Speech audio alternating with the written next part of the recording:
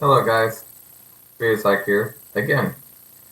Of course, I am going to be doing this until this book is done, with every fucking detail. But hey, why not, right? While we're at it, that is. But anyway, so this is positioning and handling, obviously. And what they say is, your real doll's internal skeleton is jointed, much like a real human being. However, certain positions are stressful on the joints. Never force a limb or joint to bend if you feel resistance.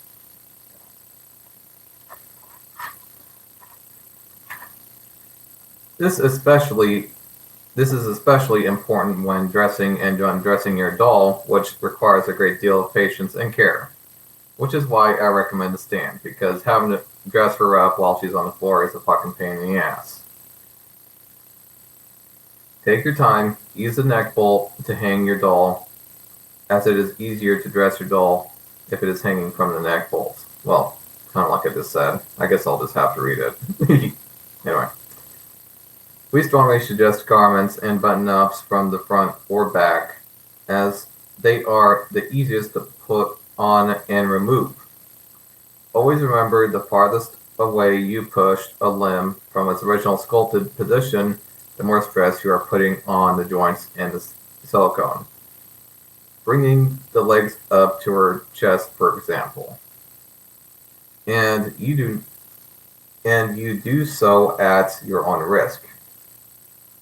The original sculpted position is knees slightly bent, legs slightly parted, and arms slightly away from the sides. So basically, the way she comes in her box is her natural position when she is sculpted, to say the least. So the closest you can keep her in that position, I would say 80 to 90% of the time would be a good thing. Anyway.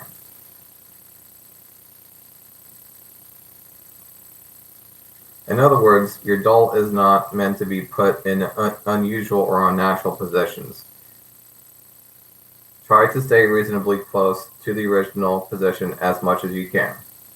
If a joint appears to lock up while positioning, return the limb to its original relaxed position and gently move the joint into another direction. For instance, if you try positioning your doll's arm above her head, the arms may seem to stop when they are half raised. This happens because the joints are not ball joints that can turn at 360 degrees radius. Instead, they are limited to an up and down movement instead. Return the arms to the original relaxed position and then gently move the arms in a radial motion, swinging forward and up.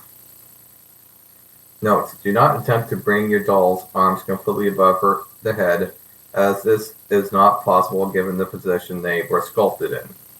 Attempting this could result in damage to the silicone and or other shoulder joints, which is actually part of the reason why when I accidentally was trying to put something on my doll one time, for the first time, and I put her arm like about that high, it actually tore her armpits.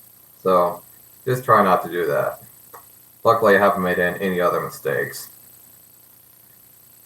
Also, you do not position your doll doing the splits or spread the legs in an extreme fashion, as the silicone will likely be damaged as a result. And just like they were saying, if you feel any resistance, just don't push it. There are internal joint stops to help minimize the chance of this type of damage, but please use common sense. That's actually in their words. Always be as gentle as possible when positioning your doll. Be careful with your doll's fingers; they can easily be damaged when posing the hands. Grasp the wrist and hand, not the fingers. The silicone dolls weigh almost as much as a real person. This weight has a lot of force behind it, which can damage the internal structure if mishandled.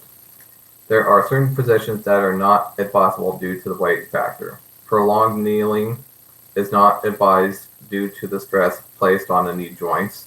Another position that is difficult to obtain is doggy style, as this places considerable pressure on elbows and shoulders and knee joints.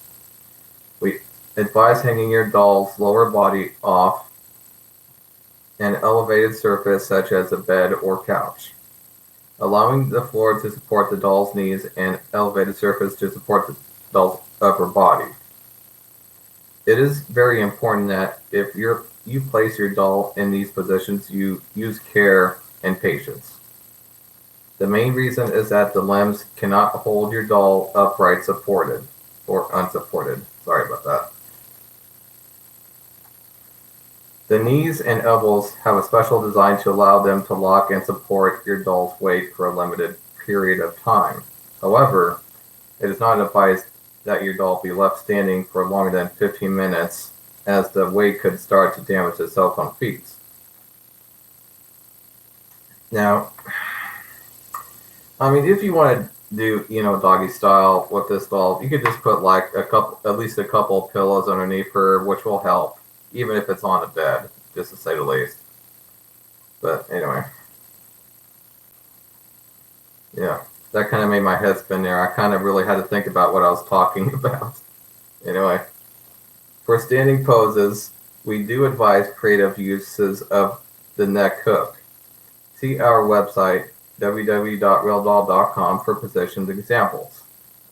Also, if you were to drop your doll on the floor, damage could easily occur with the skeleton. And also the material. We have made every effort to construct the internal structure as strong as the materials allow. But please handle with care. Failure to follow our advice on handling positions could result in damage to your doll. Your doll, like an expensive work of art, and should be treated as such. Let's see if this continues. Page here. Okay, so next one is storage. My God, that one was actually a bit longer than I thought it would be. Yeah, God.